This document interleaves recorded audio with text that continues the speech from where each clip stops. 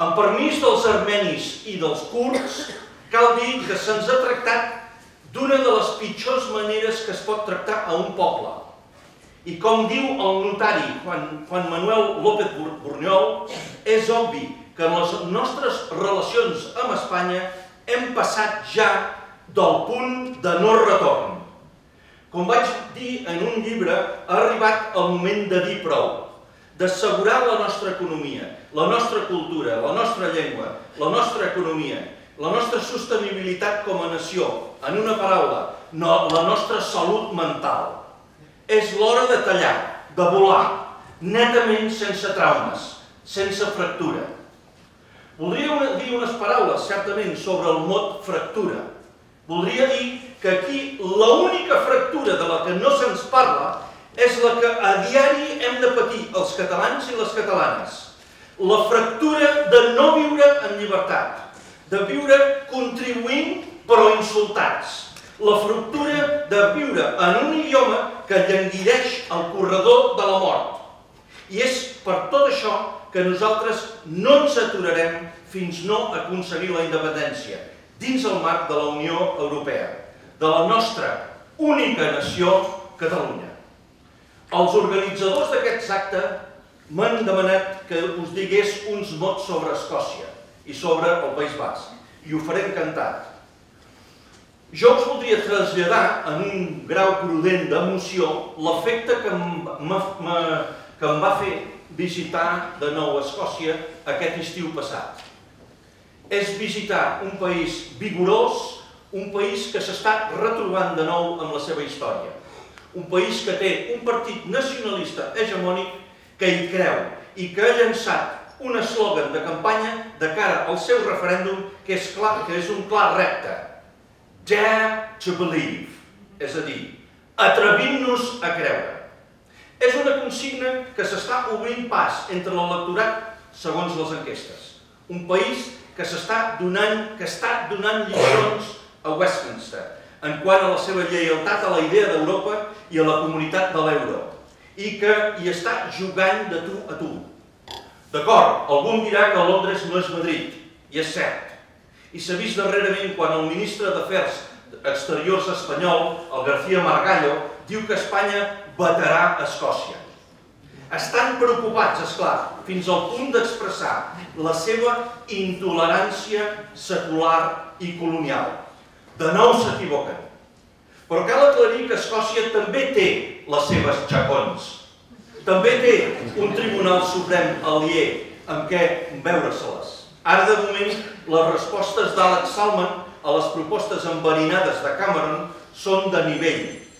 De moment té un referèndum en marxa, cosa que aquí estem lluny encara de viure. I bé, què més n'hem d'aprendre d'Escòcia i del Scottish National Party? Penso que moltes coses. Jo parlaria de dos aspectes, principalment un d'estratègic i un de tàctic.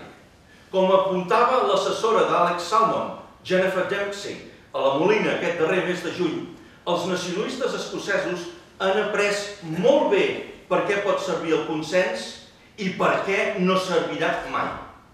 Els nacionalistes escocesos han tingut sempre clar que no entrarien en un govern que no veiés Escòcia com a nació amb dret a decidir. Han sabut esperar, han estat fidelíssims al seu electorat i n'han recollit el fruit.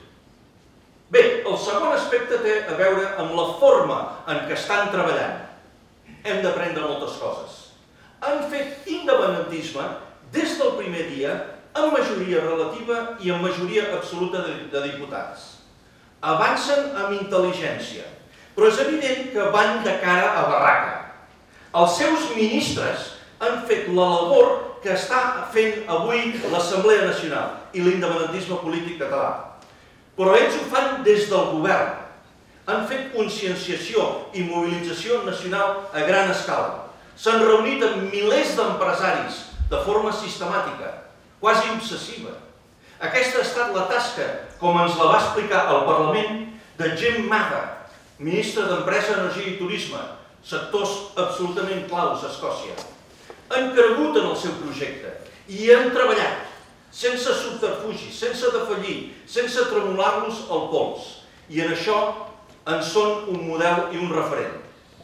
Un altre aliat, un altre referent per nosaltres, els catalans, ha de ser Euskal Herria, el País Basc. Potser més aliat que no referent, ara que en algun camp almenys els hem passat al davant, cosa que anirà bé per a la nostra autoestima. I m'estic referint sobretot a la gran tasca que estan fent en el terreny econòmic, fiscal i empresarial organitzacions a casa nostra com la Fundació Catalunya Estat, el Cercle d'Estudis Sobiranistes o el Cercle Català de Negocis, o també a la implicació que Òmnium Cultural està tenint en aquest tema. Per tant, no tinguem complexos davant els bascos en aquestes àrees. En el camp municipal, les iniciatives d'Udalbiltza ens porten cert avantatge respecte a les lloables iniciatives de l'Associació de Municipis per la Independència i dels municipis que es declaren moralment exclosos de la Constitució. És en el camp polític on els catalans tenim més feina per endavant en relació als bascos. Bé, em saltaré un tros sobre els bascos i començaré amb el final per no fer-me massa llarg.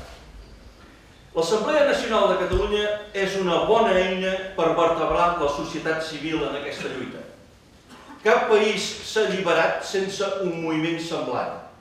Els lituans amb Sajudis, els irlandesos amb el Fenian Brotherhood. Els polítics no farien res sense aquesta mena de suport polític, com la que estem creant avui. I ara, en crear-se aquesta assemblea, tenim una nova oportunitat per crear, amb intel·ligència i complicitats, la gran eina bicefàlica de l'alliberament nacional. És una nova oportunitat i hem d'aprendre dels errors propis.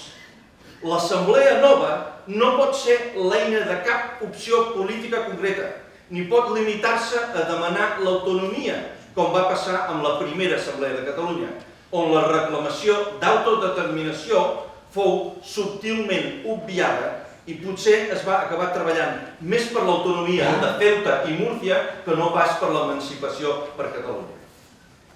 Ara, per acabar, voldria dir-vos que estem cridats de nou a tornar a fer una gran assemblea. Estem cridats a fer pedagogia davant els que encara no han optat per la independència.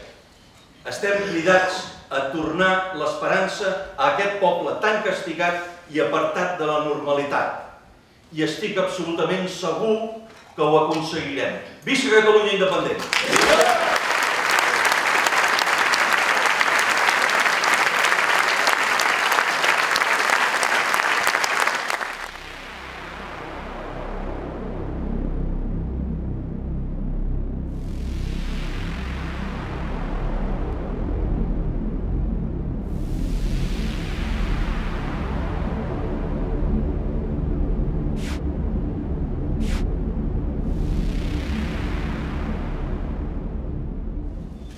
Teoria Econòmica per la Universitat de Barcelona, diputat al Parlament Europeu, destacat analista de l'economia regional i la política monetària, ha publicat nombrosos articles en revistes acadèmiques tant nacionals com internacionals. És autor de diferents llibres que parlen sobre política econòmica catalana.